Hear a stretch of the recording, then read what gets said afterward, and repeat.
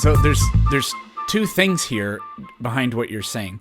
Matter and energy is conserved. Yes, no, maybe so. For like ordinary, I don't know what you're supposed to call it, baryonic matter or whatever, and energy like electromagnetic radiation or whatever, yes, those things are conserved. But our universe has dark energy in it, and we don't know if it's coming from outside the universe or if it's just simply a property of space-time itself.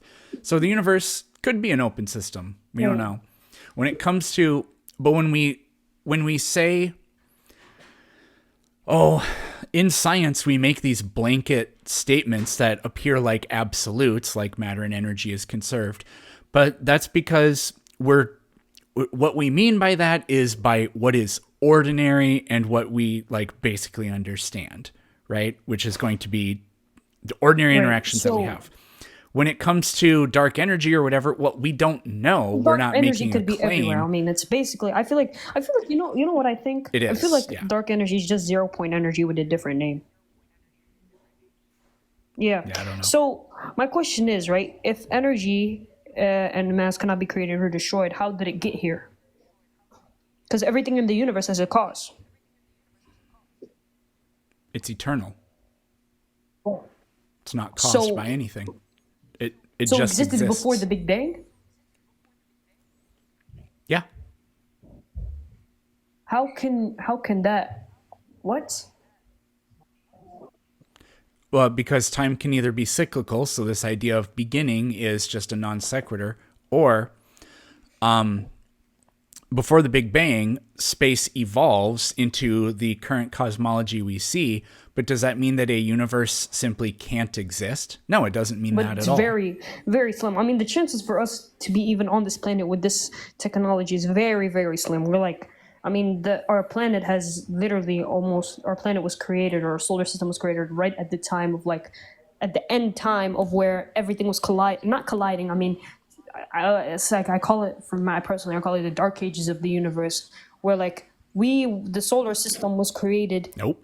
At the end of that sort of age, where everything was colliding. Nope. No, the I don't know what you mean by dark ages, but dark ages for the universe, that's only the first, I think, couple 100 million years. Right.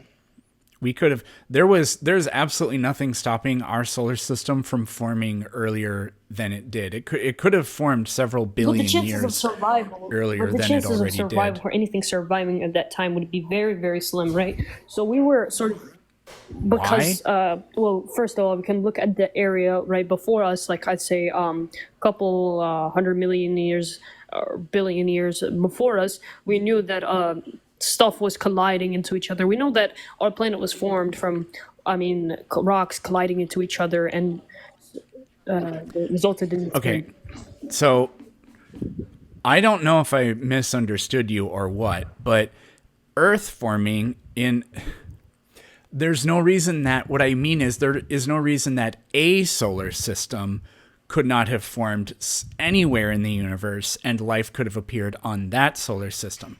If you're talking about just Earth specifically, and collisions hitting the Earth would have killed anything trying to evolve on this Earth, then no, that's not the case either, because Earth, the entire solar system formed at basically the same time. It could have formed at any time before that, because those collisions you're talking about are the raw materials of the solar system itself. Earth didn't form out of... How do I want to say this? The process that formed planet Earth is the process that formed the solar system. So without Earth forming, there aren't all these asteroids and meteors and comets flying around to run into the Earth. Right. So I just have a basic scientific question, because I'm still trying to understand this concept. Right? I assume you know a lot about physics. No, not really, but I know more than nothing. So do you know the black hole in the middle of our galaxy, right? Yeah, I think it's called Sagittarius A star. So we know that black holes come from stars, right? So were there black holes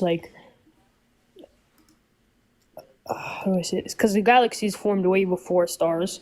So No, I what? actually there were stars, A ga- a galaxy is a collection of stars. and they're all under. Yeah, but galaxies have a black hole in the middle, so they're all orbiting. Solar systems are all orbiting the the black hole. So there had to be like a ginormous black hole there, right?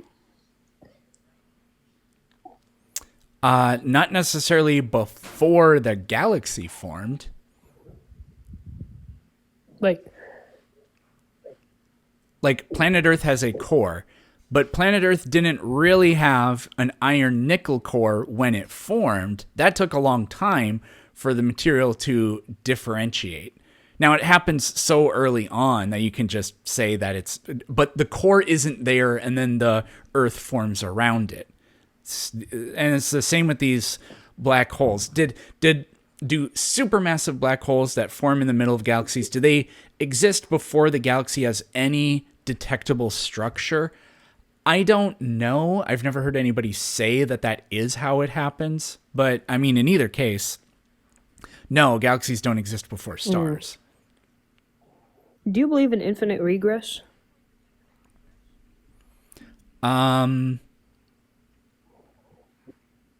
There are ways in which I think you can have some kind of infinite regress that isn't a problem. So, for example, I talk about this example all the time, but Zeno's paradox or whatever it is, Zenu's paradox. No, Zeno, I think that's Scientology, but whatever. There are an infinite number of distances between where I am and over there. So if I go and walk over there and then I say to somebody, do you know, it's impossible that I came from over there, because in order for me to come from over there, I'd have to traverse an infinite number of distances, because I can divide up the distance between A and B an infinite number of times. And this isn't an actual problem because an infinite series can be confined within a finite set, is what mathematicians say. And I can't tell you it in any more fanciful terms than that. But I think that that is a kind of infinite regress. And so that's not really necessarily a problem. So, yeah, the idea with the infinite regression is time can't extend for infinity backwards, because you can't get to the present. Basically, an infinite past has no beginning. So now we're just like, paradoxically, there's no right now either, because it hasn't even started. And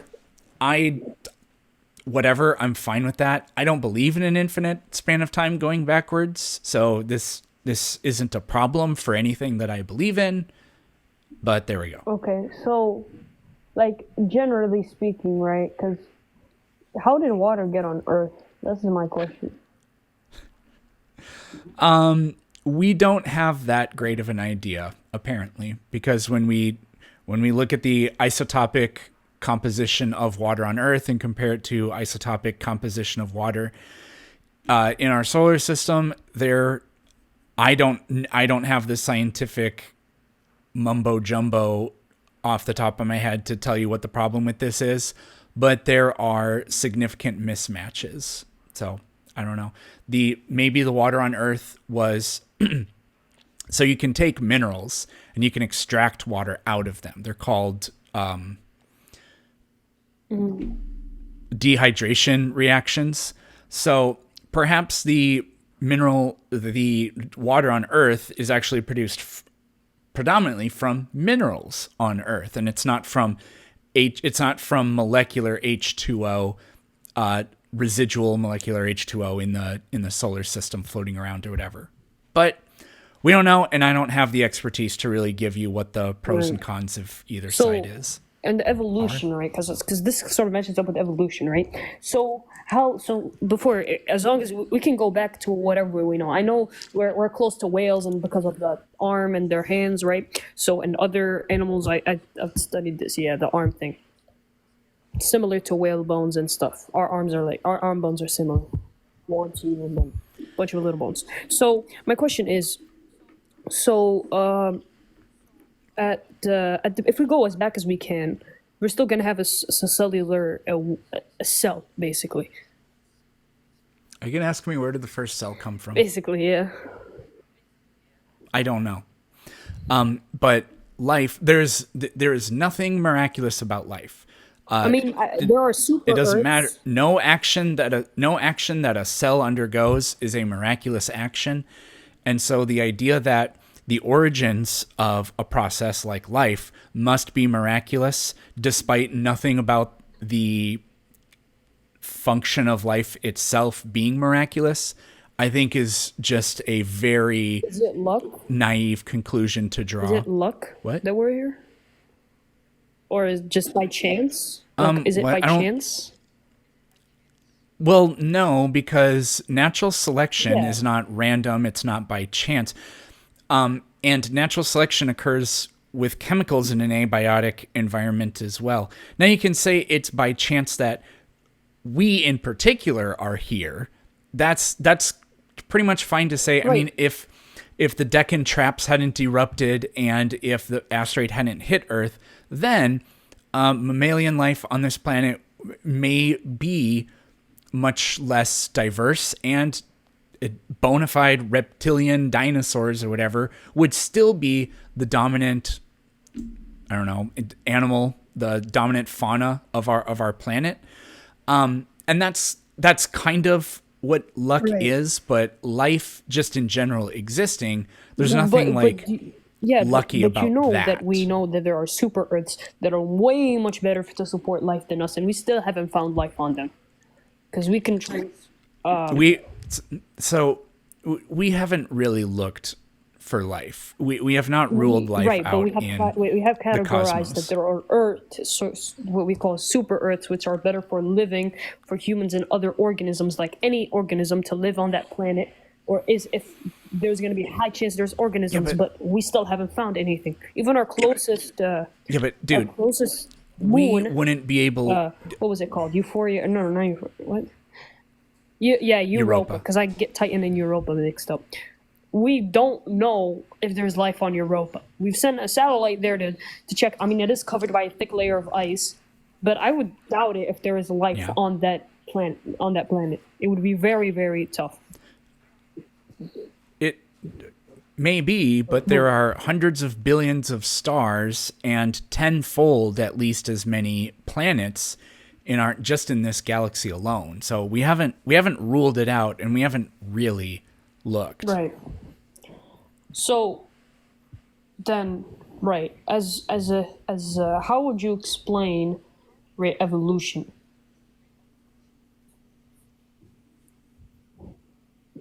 That statement is Okay, too okay, hold vague on. to I'll answer. reword it better.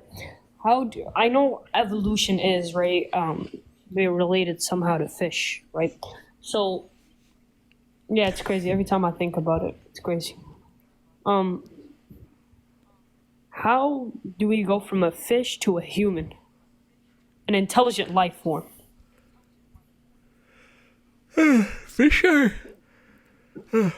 Fish are fairly intelligent, and humans are some of the dumbest fucking things My on fish this isn't planet. intelligent. It literally swam up the water heater and decided to get scoliosis.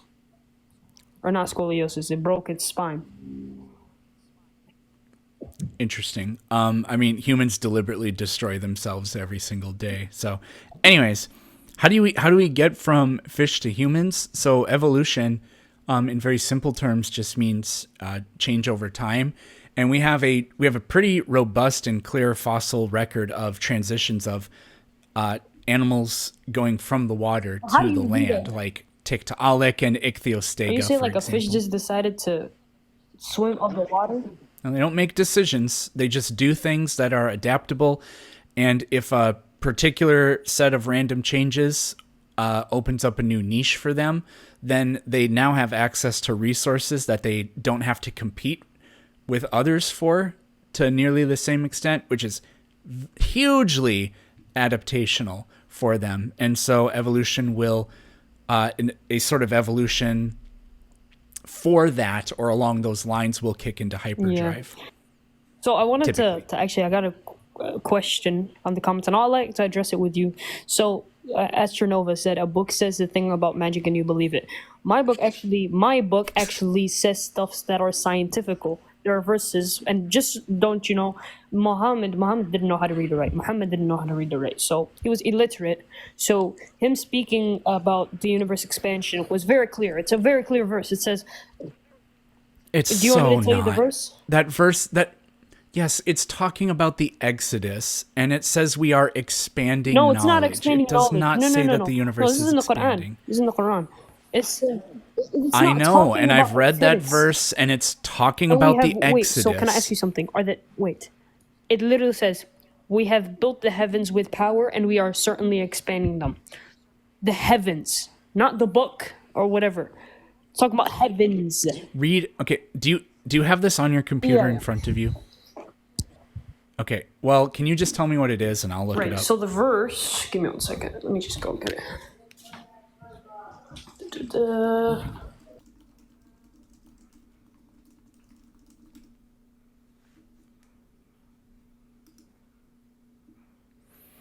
Oh, they make this as hard to read as possible.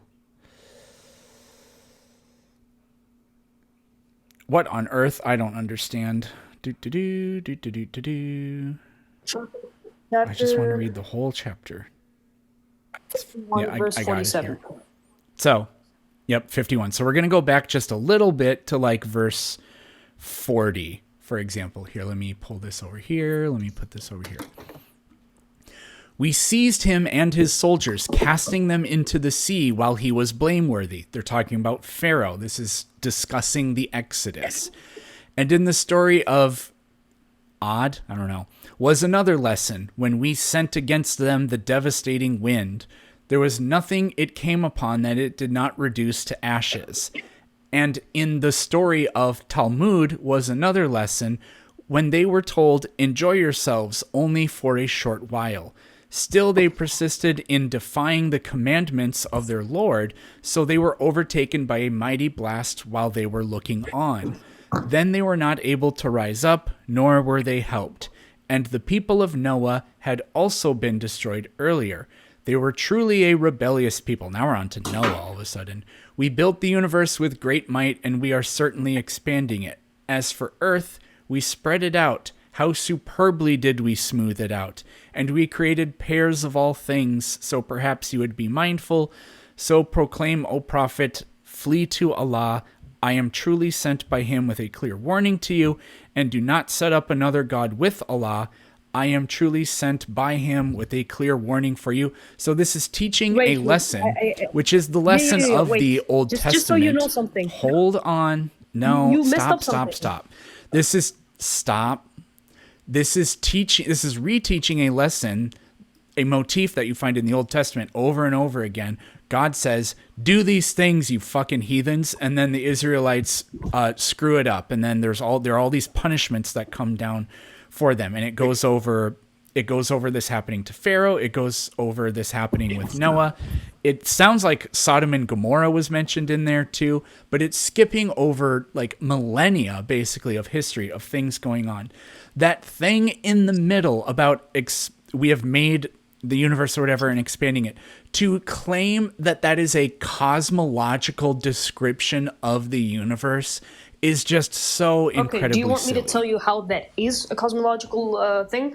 So there's many times the Quran, the way it's written, is written where would God say something, he would tell you about something, he would tell you do this, and he would show the power. So he was like, so for example, he would be like, okay, listen to me, I want you to do this, this, this, and this, okay? And certainly I am, like, for example, let's say I owned a company, right? I would say to my employees, hey, do this, do this, do this. I am certainly the employee of this company, or the CEO of this company. So he is using those words to show his might. So he's saying, and we have built the heavens and we are certainly expanding them. So the we is a lot of Christians like to say this is what is it talking about? It's talking about plural. This is why I say that the Bible is corrupted, because the translation, the word Elohim that is translated is wrongly translated. So the we is just I. It's called the royal we, right? So God is basically telling you, go do this and this. I made this. So he's telling you, watch out. I created the heavens like basically when a mother says, like when a mom would say, I put you into this world, I can take you out of it, right? That's what God's basically saying to you. He said, I am the king of this universe, basically. So he's showing authority. So at no point have you given any evidence to suggest that this is describing an expanding universe. Well, we could go to other verses where it talks about cosmetology. There's a lot that it talks about the space. For example, cosmetology. Not cosmetology. Is... My bad. Scientology. I know. No, Scientology. Okay, we're